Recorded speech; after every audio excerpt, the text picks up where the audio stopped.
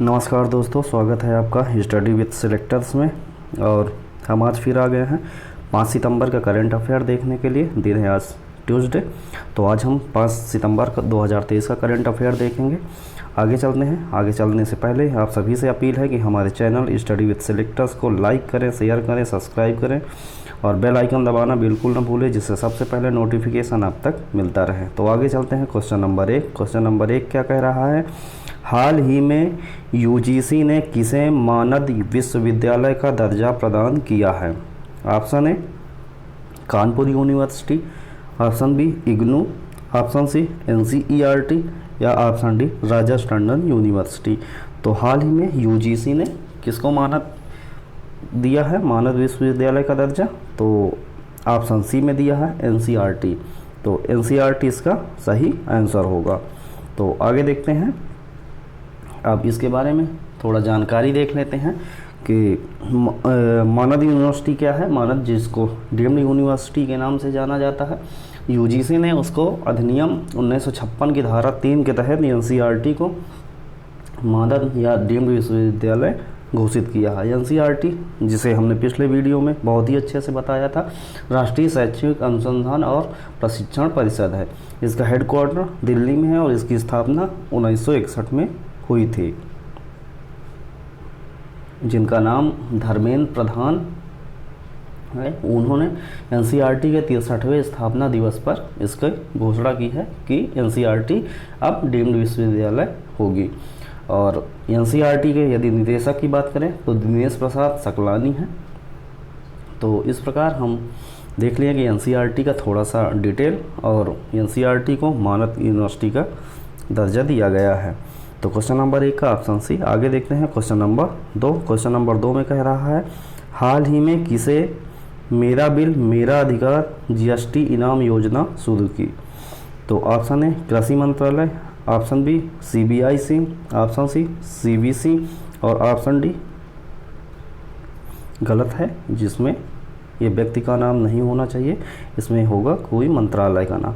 तो मान लेते हैं कि लास्ट है, इनमें से कोई नहीं। तो अब देखते हैं इसका आंसर क्या होगा। इसका आंसर मेरा बिल मेरा अधिकार जीएसटी इनाम योजना ऑप्शन बी में दिया है, सीबीआईसी उन्होंने शुरू की है। अब सीबीआईसी थोड़ा देखते हैं। सीबीआईसी क्या है? सीबीआईसी का फुल फॉर्म है केंद्रीय अप्रत्यक्ष कर और सीमा शुल्क। और ये किसके अधीन आता है? ये राजस्व मंत्रालय में एक राजस्व विभाग है, उसी के तहत ये आता है। और इस योजना जो शुरू की गई है, मेरा बिल मेरा अधिकार, इस योजना का उद्देश्य क्या है कि जब हम कोई सामान खरीदते हैं तो हम व्यवसायी से जीएसटी बिल का मांग नहीं करते हैं। तो ये उसी के संबंधित है कि मेरा बिल मेरा अधिकार, मतलब जब आप हमें बिल देंगे तो हम जीएसटी उसमें होना चाहिए। ये B2C बिजनेस टू कस्टमर योजना पर प्रोत्साहित है।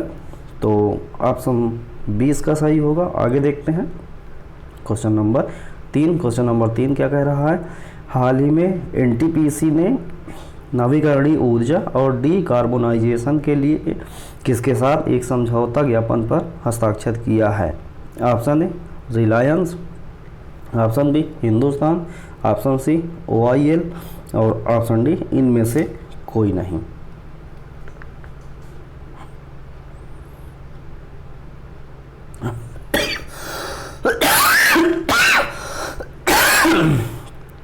एल ने।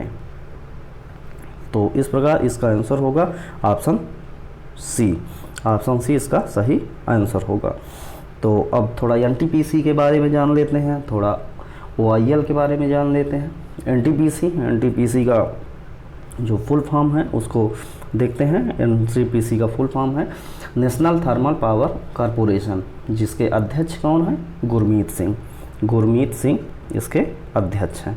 गुरमीत सिंह किसके? एनटीपीसी के। और यदि हम OIL के CMD की बात करें तो रंजीत रथ जी हैं जी, जो दोनों लोगों ने अभी MOU पर साइन किया है।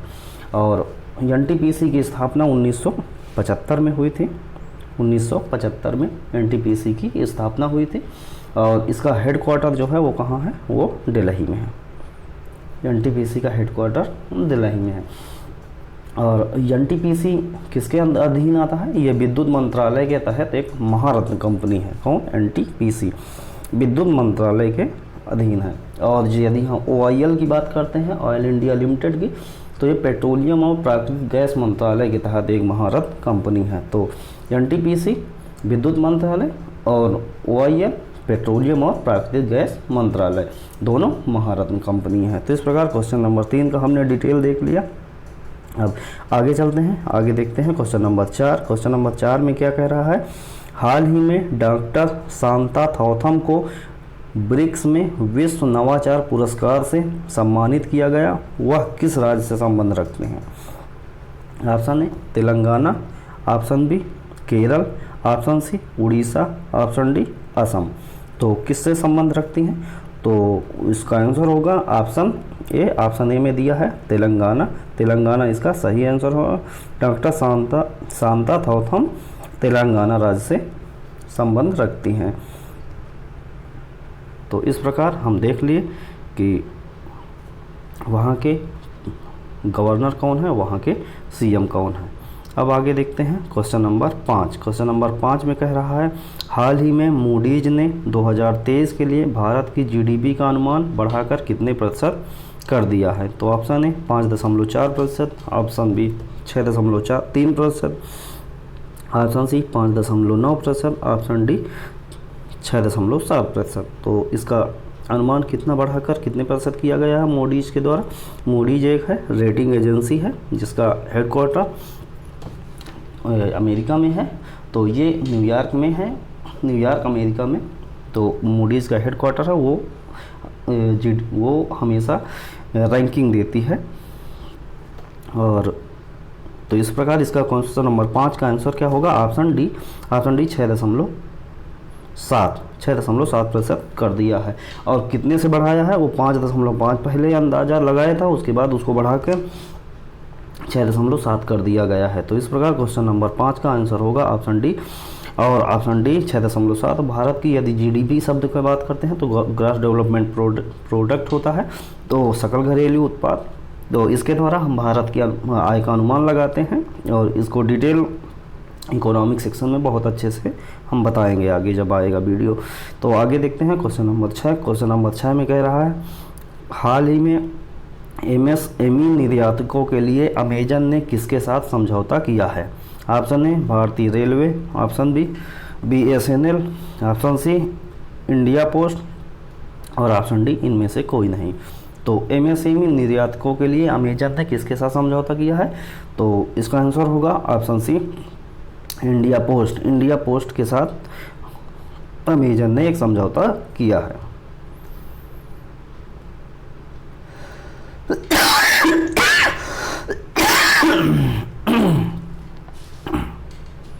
Micro small and medium enterprises, सूक्ष्म लघु और मध्यम उद्यम मंत्रालय। और इसके जो मंत्री हैं वो मंत्री कौन हैं? इसके मंत्री हैं नारायण तातु राणे। MSME मंत्रालय के जो मंत्री हैं नारायण तातु राणे, ये इसके मंत्री है। तो इस प्रकार क्वेश्चन नंबर 6 का हमने डिटेल देख लिया। अब आगे देखते हैं क्वेश्चन नंबर 7। क्वेश्चन नंबर 7 क्या कह रहा है, हाल ही में स्मार्ट सिटी अवार्ड 2022 में सर्वश्रेष्ठ स्थान पर कौन रहा? Option A Telangana, option B Kerala, option C Madhya Pradesh और ऑप्शन डी तमिलनाडु। तो कौन रहा है? तो इसका आंसर होगा ऑप्शन सी मध्य प्रदेश राज्य स्मार्ट सिटी अवार्ड 2022 में सर्वश्रेष्ठ स्थान पर रहा है। अब हम हर क्वेश्चन की तरह इस क्वेश्चन का भी डिटेल देखेंगे। यदि हम बात करते हैं तो केरल में आते हैं CM जो हैं वो पिनराई विजयन और आरिफ मोहम्मद वहाँ के गवर्नर हैं। मध्य प्रदेश की बात करते हैं तो मध्य प्रदेश में हमारे शिवराज सिंह चौहान जी वहाँ CM हैं और मंगू भाई छगन भाई पटेल वहाँ के गवर्नर है। और यदि हम तमिलनाडु की बात करते हैं तो वहाँ MK स्टालिन जो हैं वो वहाँ के CM हैं और RN रवि जो वहाँ के हैं गवर्नर हैं। तो इस प्रकार हम क्वेश्चन नंबर 7 भी देख लिए हैं। अब आगे देखते हैं क्वेश्चन नंबर 7 का जो है ये हम डिटेल देख चुके। आगे क्वेश्चन नंबर 8 देखते हैं। क्वेश्चन नंबर 8 में क्या कह रहा है? क्वेश्चन नंबर 8, हाल ही में भारत में दुनिया का पहला पोर्टेबल अस्पताल बनाया गया है, उसका नाम क्या है? तो ऑप्शन है फिटनेस क्यूब, ऑप्शन बी स्वास्थ्य क्यूब, ऑप्शन सी आरोग्य मैत्री क्यूब और ऑप्शन डी निरोग क्यूब।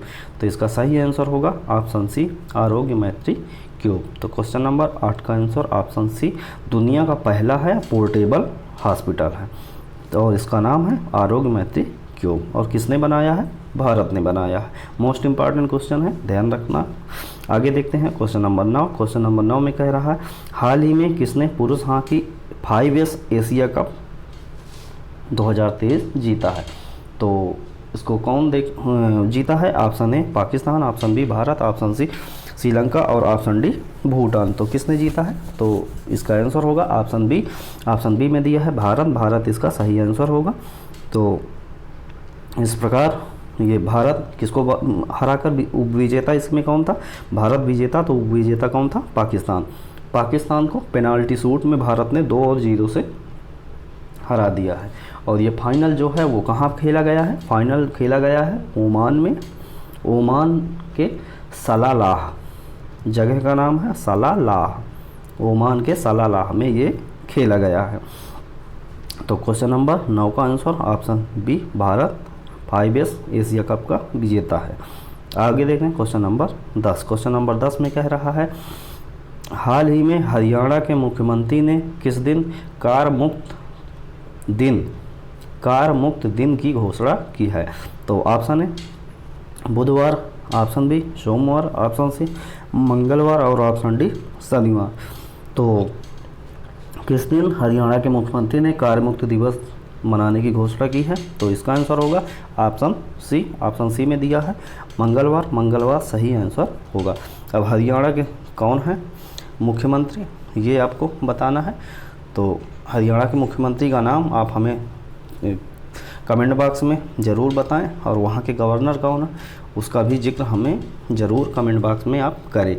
हम पिछले कई वीडियो में इसको आपको बता चुके हैं, तो अपनी तैयारी को आजमाइए और बताइए कि हरियाणा के जो सीएम हैं और गवर्नर है वो कौन है।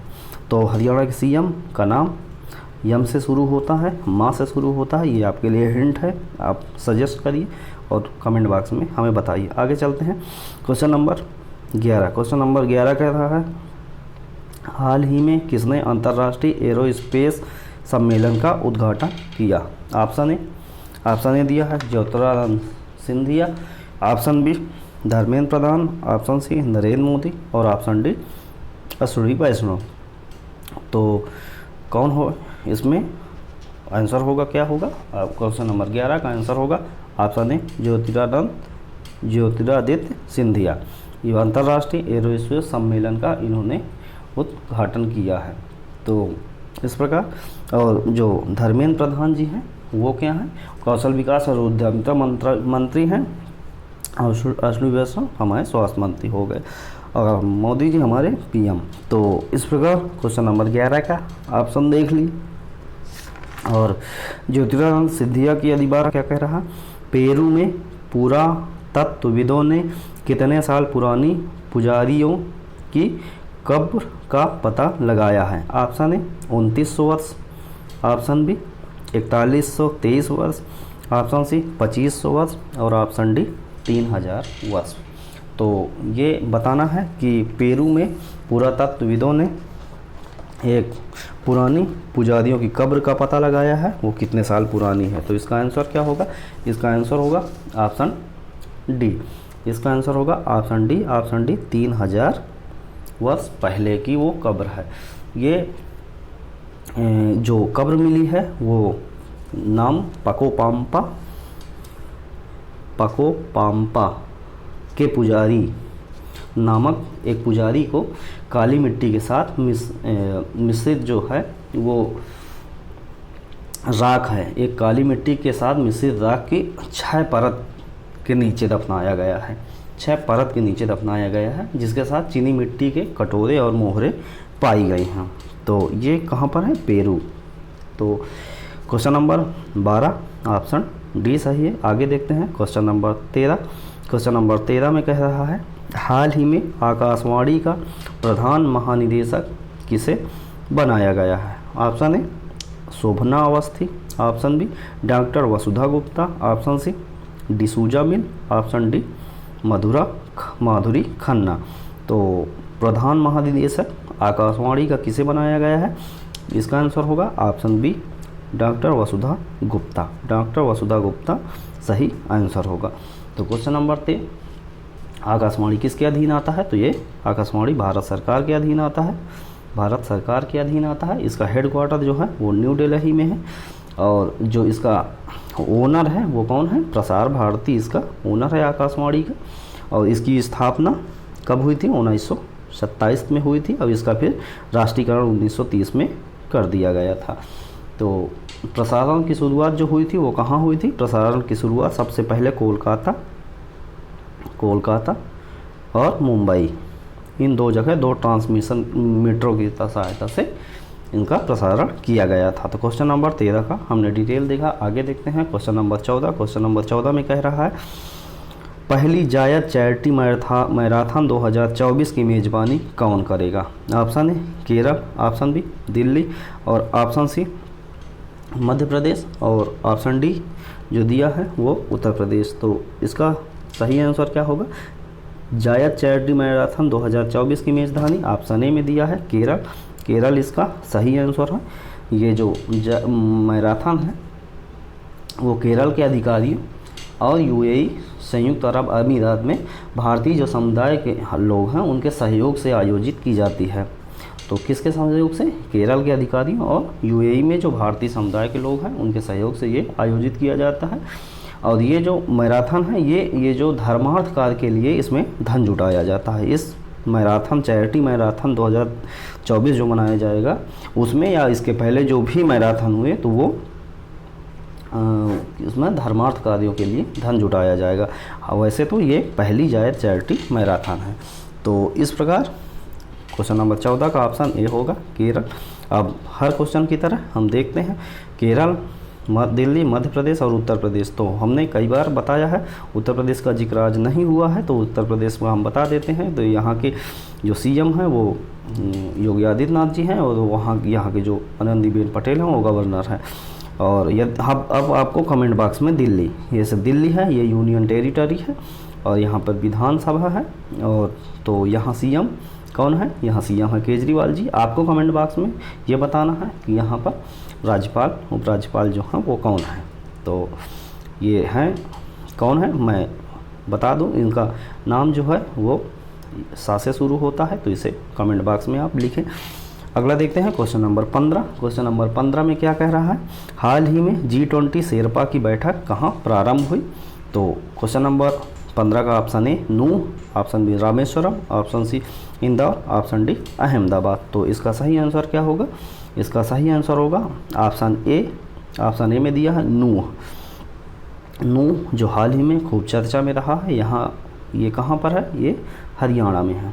हरियाणा में अभी हाल ही में कुछ धार्मिक उन्माद हुआ, धार्मिक संप्रदाय के लोगों ने कुछ उन्माद किया। जो जगह थी वो थी नूह। तो यहाँ पर एक विद्रोह अभी हुआ है, तो इसलिए ये फेमस है, ये जगह फेमस है। G20 शेरपा की बैठक भी वहीं पर हो रही है। G20 की जो ये बैठक है ये चौथी है और आखिरी है, और ये कब से कब होगी? 3 से 7 सितंबर के बीच में ये बैठक नूह में आयोजित की जाएगी। तो आगे देखते हैं। आगे बता दें कि रामेश्वरम तमिलनाडु में है, इंदौर एमपी में है, और अहमदाबाद गुजरात का एक शहर है। आगे देखते हैं क्वेश्चन नंबर 15। क्वेश्चन नंबर 15 देखने से पहले आप सभी से अपील, हमारे चैनल स्टडी विद सिलेक्टर्स को लाइक करें, शेयर करें, सब्सक्राइब करें, हमारा सहयोग करें, जिससे हम सब बेहतर से बेहतर कंटेंट आप तक देते रहें, आपकी परीक्षा को बेहद ही आसान बना सकें। और इसको लाइक करें, शेयर करें, सब्सक्राइब करें, और इस वीडियो का जो PDF है इसे पाने के लिए डिस्क्रिप्शन में जो टेलीग्राम का लिंक है वहाँ जाएं, क्लिक करें और हमारे टेलीग्राम चैनल को ज़रूर ज्वाइन करें। और उसका कंपाइलेशन आपके परीक्षाओं के लिए बेहद ही महत्वपूर्ण हो सकता है। तो आगे देखते हैं क्वेश्चन नंबर 16। क्वेश्चन नंबर 16 में कह रहा है ताइवान में भीषण तबाही मचाने वाले समुद्री तूफान का नाम क्या है? एक समुद्री तूफान आया है, उसका नाम क्या है? समुद्री तूफान क्या है? उसका नाम है ऑप्शन ए सेजिसु, ऑप्शन बी मिलगीना, option C Haikui, option D एंडीला। तो उस तूफान का नाम, समुद्री तूफान का नाम क्या है? ऑप्शन सी में दिया है हाईकुई। तो ताइवान में भीषण जो समुद्री तूफान आया उसका नाम हाईकुई है। ताइवान जिसकी राजधानी ताइपे है। तो ये ताइवान कहाँ है? ताइवान चाइना के पूर्वी भाग में एक देश है। तो इस प्रकार हाईकुई जो है वो एक समुद्री तूफान है। समुद्री तूफान जो आने का कारण है वो ये है कि जो समुद्र तल के नीचे जो हमारी जो द्वीपीय पट्टियाँ हैं या द्वीपीय खंड है वो विस्थापित होते हैं, जिससे वहाँ पर उथलापन आता है और वहाँ से हमारे चक्रवात शुरू हो जाते हैं, जिसे सुनामी के नाम से जाने जाता है, और वो फिर एक भीषण समुद्री तूफान का परिवर्तित हो जाते हैं। तो उसका नाम अभी जो हाल ही में ताइवान में आया उसका हाईकुई है। तो क्वेश्चन नंबर 16 का सी। अगला देखते हैं क्वेश्चन नंबर 17। क्वेश्चन नंबर 17 में कह रहा है इन्वेस्टर ग्लोबल समिट का आयोजन किस शहर में किया जाएगा? Option A Dehradun, option B Ahmedabad, option C Rameswaram और ऑप्शन डी इनमें से कोई नहीं। तो इन्वेस्टर ग्लोबल समिट, जो ग्लोबल इन्वेस्टर समिट है उसका आयोजन किस शहर में होगा? इसका सही आंसर होगा ऑप्शन ए में दिया है देहरादून। देहरादून कहाँ है? उत्तराखंड में पड़ता है। तो वहीं पर ये ग्लोबल जो समिट है इसका आयोजन किया जाएगा। उत्तराखंड की यदि हम बात करें तो उत्तराखंड में जो सीएम है वो पुष्कर धामी जी हैं और गुरमीत सिंह जी वहाँ के गवर्नर है। तो जो वहाँ के सीएम हैं उन्होंने ही ग्लोबल इन्वेस्टमेंट समिट का जो लोगो है और जो वेबसाइट है उसको हाल ही में उन्होंने लॉन्च कर दिया है। तो इस प्रकार ये क्वेश्चन का डिटेल है। और ये जो आयोजन है ये देहरादून में हो रहा है, लेकिन कब हो रहा है? ये दिसंबर में आयोजन होगा। किस माह में? दिसंबर माह में इसका ग्लोबल इन्वेस्टर समिट का आयोजन किया जाएगा। तो आगे देखते हैं क्वेश्चन नंबर 18। क्वेश्चन नंबर 18 क्या कह रहा है? हाल ही में 5 से 7 सितंबर तक 43वां आसियान शिखर सम्मेलन किस शहर में आयोजित किया जाएगा? तो इसका ऑप्शन है, option A Jakarta, option B Budapest, option C Zurich, option D Doha. तो इसका सही आंसर क्या होगा? तो जकार्ता में 43वां आसियान शिखर सम्मेलन आयोजित किया जाएगा 5 से 7 दिसंबर तक। अब थोड़ा आसियान के बारे में हम कुछ जानकारी देख लेते हैं, बेहद ही महत्वपूर्ण है। आसियान का जो पहला शिखर सम्मेलन है वो कहाँ आयोजित हुआ था? इंडोनेशिया में। इंडोनेशिया में एक बाली जगह है बाली, वहीं पर ये आयोजन हुआ था। ये कब हुआ था? ये पहला हुआ था 1976 में। आसियान का पहला सम्मेलन इंडोनेशिया के बाली में हुआ था, 1976 में हुआ था। और इसका जो आसियान है इसका हेडक्वार्टर कहाँ है? ये जकार्ता में है। तो इस प्रकार हम देखते हैं इस बार ये है 43वां, और जो 44वां है वो 2024 में आयोजन हुआ। जो 44वां है वो 2024 में आयोजित होगा। कहाँ होगा? वो लाओस देश में आयोजित होगा 24वां आसियान शिखर सम्मेलन। तो जो आसियान है उसके महानिदेशक कौन है इस समय? उसके महानिदेशक हैं काओ किम होर्न, आसियान के ये महानिदेशक है। और यदि आसियान में हम बात करते हैं तो आसियान में कितने देश हैं? आसियान एक संगठन है, ये जो पूर्वी एशिया दक्षिण पूर्व एशिया का एक संगठन है। ये इसमें कितने देश है? इसमें 10 देश हैं। 10 देश हैं। 10 देश का नाम क्या है ये देख लेते हैं। जल्दी से जल्दी हम देख लेते हैं कि ये 10 देश कौन से हैं। तो पहला कौन है? ब्रुनोई, दूसरा कंबोडिया, तीसरा इंडोनेशिया, चौथा लाओस, पांचवा मलेशिया, छठवां म्यांमार, सातवां फिलीपींस, आठवां सिंगापुर, नौवां थाईलैंड और 10वां वियतनाम।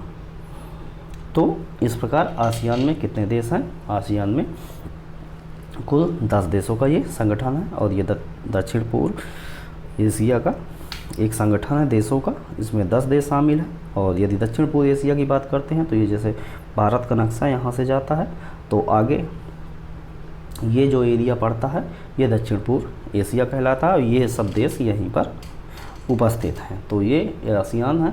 आसियान की स्थापना कब हुई थी? तो आसियान की स्थापना इम्पॉर्टेंट हो जाती है, ये 8 अगस्त 1967 को इस संगठन का आयोजन हुआ था। अच्छा, आसियान जो है, आसियान ये संगठन का उद्देश्य क्या था, ये क्यों बनाया गया था? तो इसका उद्देश्य जो ये दक्षिण पूर्वी जो क्षेत्र है उस क्षेत्र में आर्थिक विकास हो, सामाजिक प्रगति की जाए और सांस्कृतिक जो है विकास में तेज़ी लाया जाए, ये आसियान का उद्देश्य था।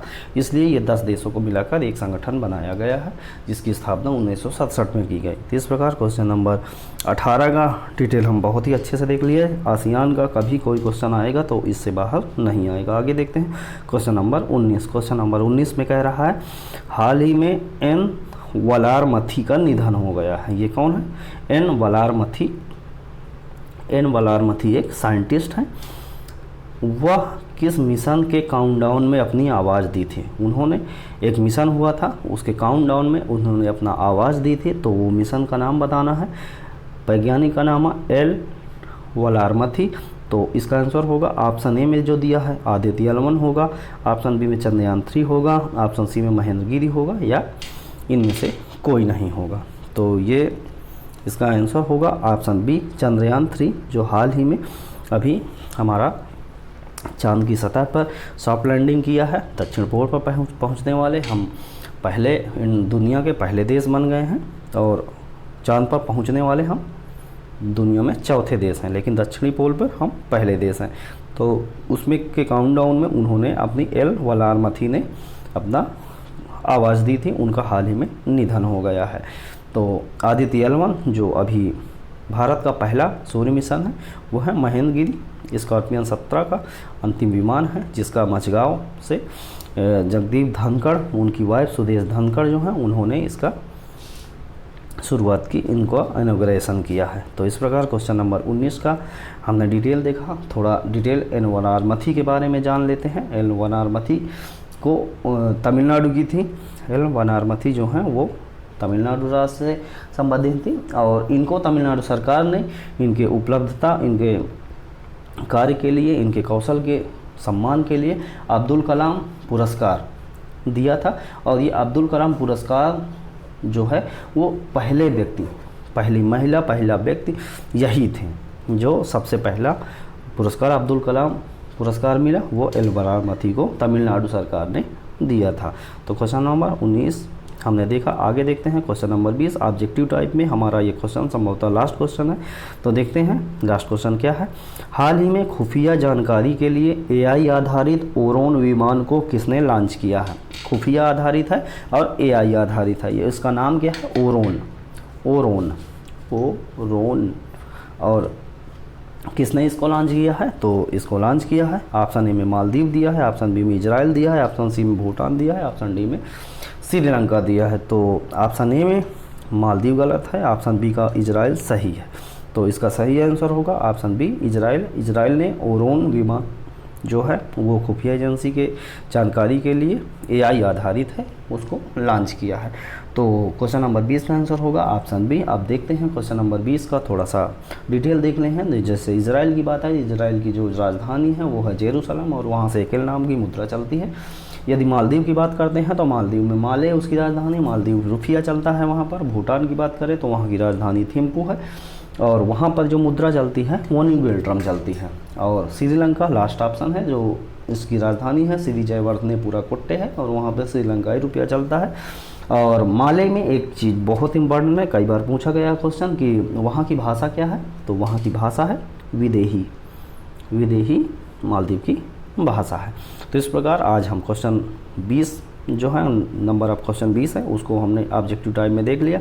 अब हम हर रोज़ जो 5 क्वेश्चन 6 क्वेश्चन की जो सीरीज़ लाते हैं, जो परीक्षा की दृष्टि से महत्वपूर्ण करंट अफेयर होते हैं, वन लाइनर के रूप में देखते हैं। तो आज देखते हैं आगे पहला वन लाइनर क्या कहता है।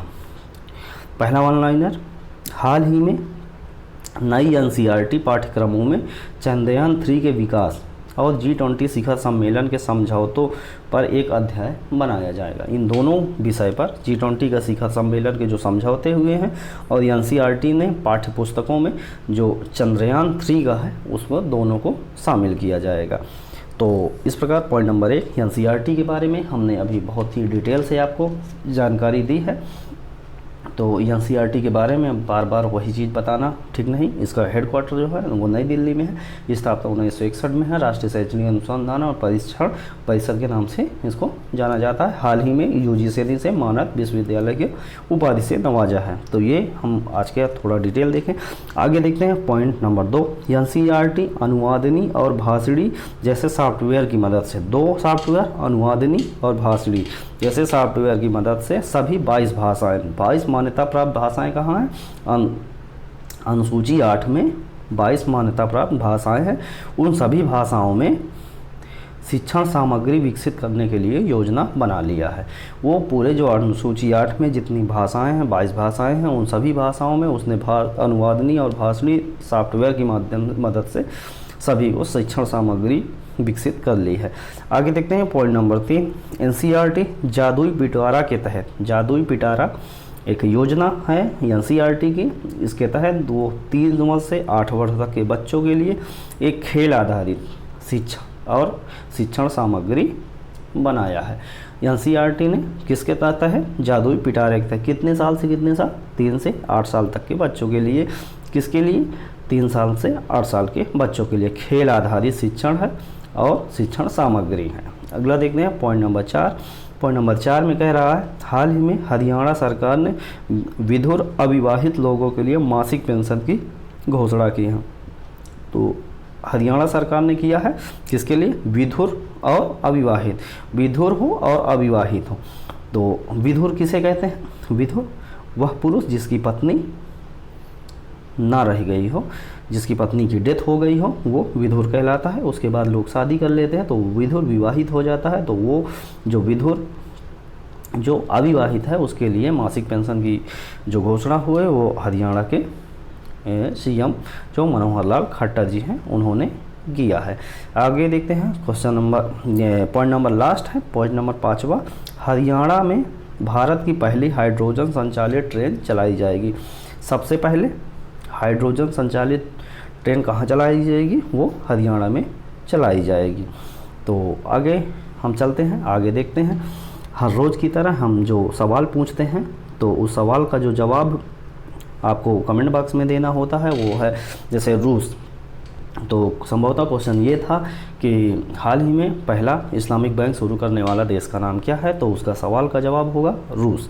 और हम आपके लिए पिछले दिन का जो सवाल है उसका कमेंट बॉक्स में तो आपने जवाब ही दिया है। और आगे आप देखते हैं कि आपका एक सवाल पूछते हैं, इसका जवाब आपको आज देना है। तो हाल ही में G20 कार्यशाला का उद्घाटन कहाँ पर किया गया है? Option A Chennai, option B New Delhi, option C Bengaluru और ऑप्शन डी त्रिची। तो G20 कार्यशाला का उद्घाटन कहाँ पर किया गया है? इसका आंसर है वो आपको हमें कमेंट बॉक्स में लिखकर बताना है। और यदि आपको इसका आंसर नहीं पता है तो आप हमें पिछले वीडियो में जाएं, वहाँ पर हमने आपको बहुत अच्छे से पढ़ाया है। वहाँ पर ये पूरा डिटेल मिलेगा। आप वहाँ जाएं, पढ़ें, रिवीजन करें और फिर इस क्वेश्चन का जवाब हमें कमेंट बॉक्स में ज़रूर दें। और इस प्रकार आज का ये सेशन है जो पढ़ाई का ख़त्म होता है। एक अपील, छोटी सी अपील आप सभी से हम्बली रिक्वेस्ट है कि हमारे चैनल स्टडी विद सिलेक्टर्स जो यूट्यूब चैनल है उसको लाइक करें, शेयर करें, सब्सक्राइब करें। और ये वीडियो है इसका PDF पाने के लिए हमारा इस टेलीग्राम चैनल है स्टडी विद सिलेक्टर्स, उसका भी नाम स्टडी विद सिलेक्टर्स है जो जिसका लिंक डिस्क्रिप्शन बॉक्स में दिया है। तो कृपया उस पर जाएँ और क्लिक करके हमें आप टेलीग्राम ज़रूर ज्वाइन कर लें। वहाँ पर आपको ये PDF सभी अवेलेबल मिल जाएंगी। और इस प्रकार आज का ये वीडियो ख़त्म करते हैं। और ये वीडियो देखने के लिए आप सभी का बहुत बहुत धन्यवाद।